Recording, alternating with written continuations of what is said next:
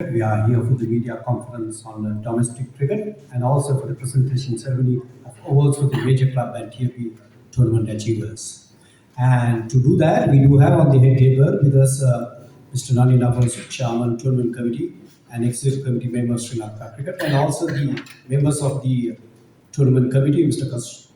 Kasur Fernando, Mr. Manan Fernando Pulle, Mr. Dylan Polonovidu is expected very shortly, and Mr. Chitta Gadrimana, Head of National Cricket Operations, Sri Lanka Cricket. And to start proceedings, I wish to invite Mr. Nani Nafosu, Chairman Tournament Committee, to make the opening remarks. In Sinhala, and when Q&A you can ask in any language your questions. සුබ සන්ධ්‍යාවක් සියලුම දෙනාට අපේ මාධ්‍ය සහෝදරයන්ට මම හිතන්නේ ශ්‍රී Lanka cricket ආයතනයේ පවත්වන ලංකාවේ ඩොමෙස්ටික් ටූර්නමන්ට් එකේ අවසාන අදියරට අපි පැමිණලා තියෙනවා. අපි ඉන්න කණ්ඩායම 2020 පහේ ටූර්නමන්ට් කමිටියට මම සභාපතියට පත් වීම කලින් සමන්ත දොඩගල මහත්තයා සහ මේ කණ්ඩායම සෑහෙන වැඩ කොටසක් කරලා තිබ්බා. අපි පත් වුණාට පස්සේ අපි බැලුවා කොහොමද ඩොමෙස්ටික් ක්‍රිකට් එක ඉම්ප්‍රූව් කරන්නේ, ඒක කොහොමද නැෂනල් ක්‍රිකට් එකට කන්ට්‍රිබියුට් කරන්න, තවත් මොනවද කරන්න ඕන වෙනස්කම් සහ කොහොමද ඒක කරන්න කියන එක. ඒකේ මූලික පියවරක් හැටියට අපි 2025 මැයි 8 වෙනිදා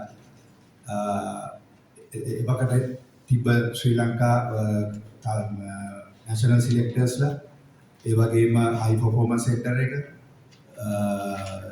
ශ්‍රී ලංකා කෝච් සමත් ජයසූරිය ඊළඟට අපේ හිටපු ටූර්නමන්ට් කමිටි එක අම්පයර්ස් කමිටි එක ඩොමෙස්ටික් කමිටි එක විශ්ලාවින් හෙඩ් කරපු ඒ අපි ඔක්කොම එකව වෙලා වර්ක්ෂොප් එකක් තිබුණා. මම හිතන්නේ ඒක දවස් පුරා තියලා දවස් දෙකක් විතර අපි ඩිස්කස් කරලා ඩොකියුමන්ට් එකක් හැදුවා. මේක අවුරුද්දක් වෙනවා මේ ඩොකියුමන්ට් එක හදලා.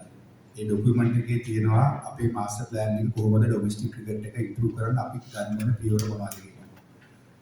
මේක අපි අඩොප් ගත්ත ඩිසිෂන්ස් නෙමෙයි. මේක ක්‍රමානුකූලව තවත් මම හිතන්නේ මේකේ පියවර ගණනාවක් තියෙනවා ක්‍රියාත්මක කරන්න.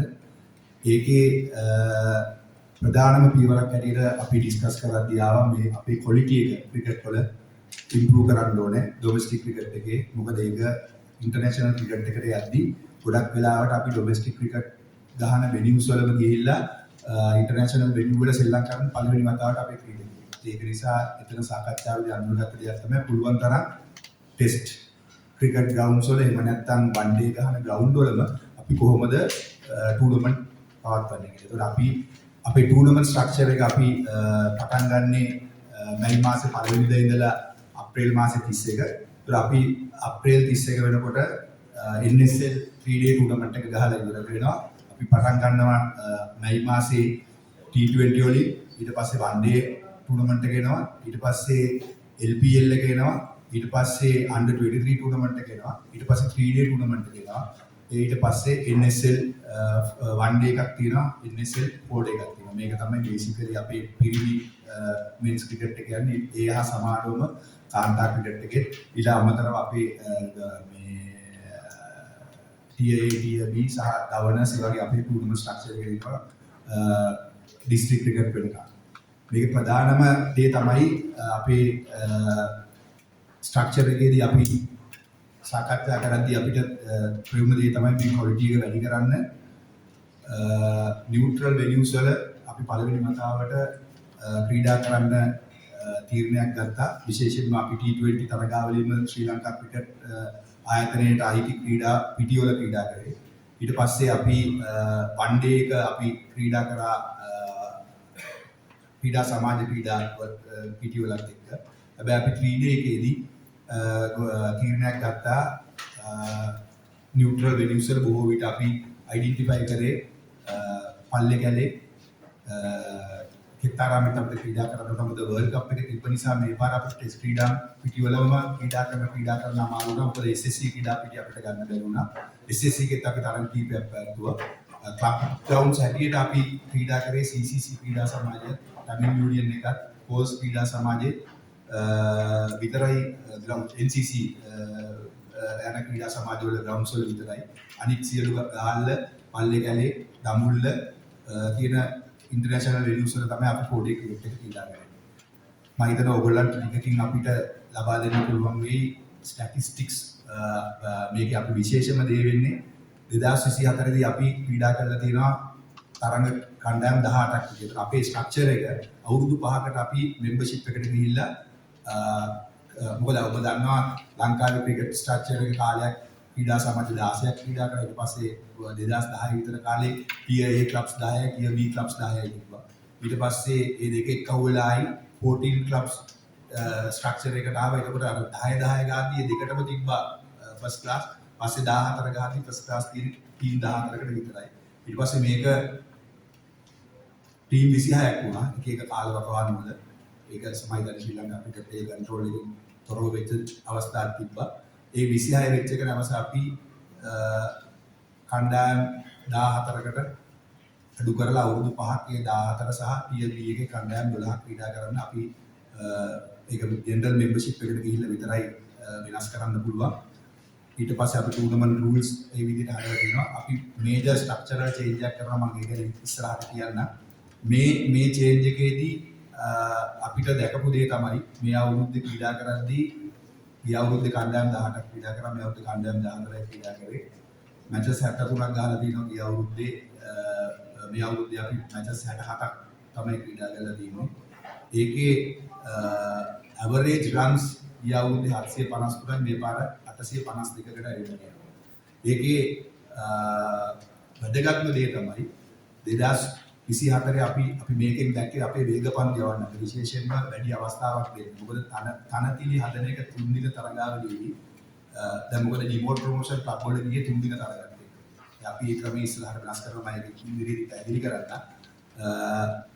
මොකද ගොඩක් සිලෙක්ටර්ස්ලාට සහ ක්‍රිකට් එක ඩෙවලොප් කරනවා නම් අපිට හොඳ විකට් වල සෙල්ලම් කරන්න ඕනේ කියන අවස්ථාව තිබ්බා.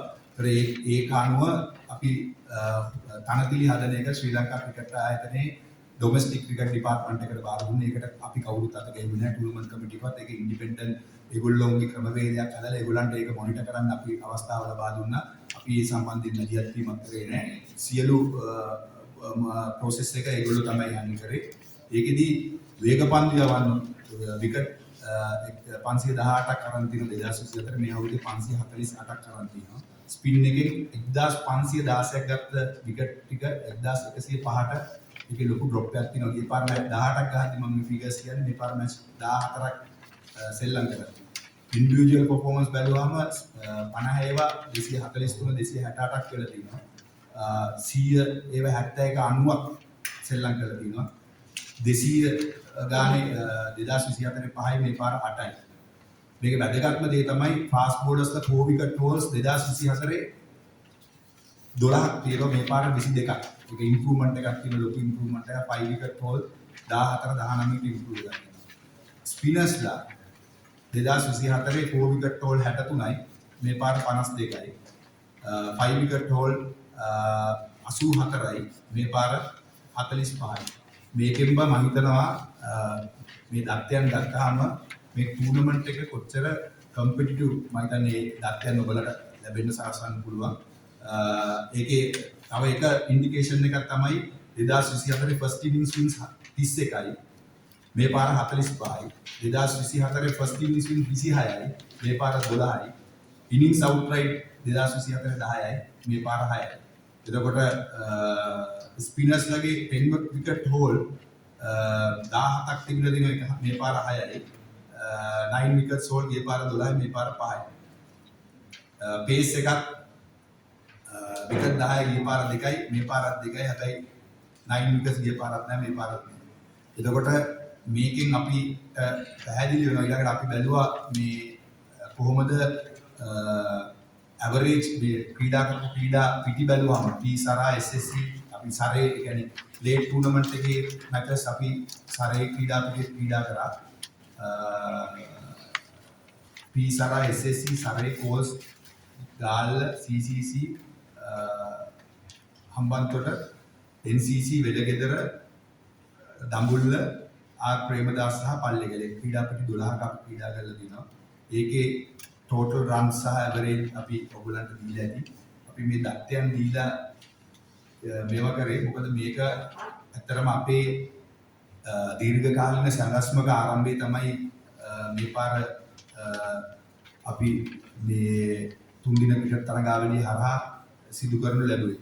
එතකොට මේක විශේෂ දේ තමයි මම කලින් කිව්වා වගේ played on neutral venues අපි turf strips monitor කරේ කණිකරම ක්‍රිකට් ආයතනයේ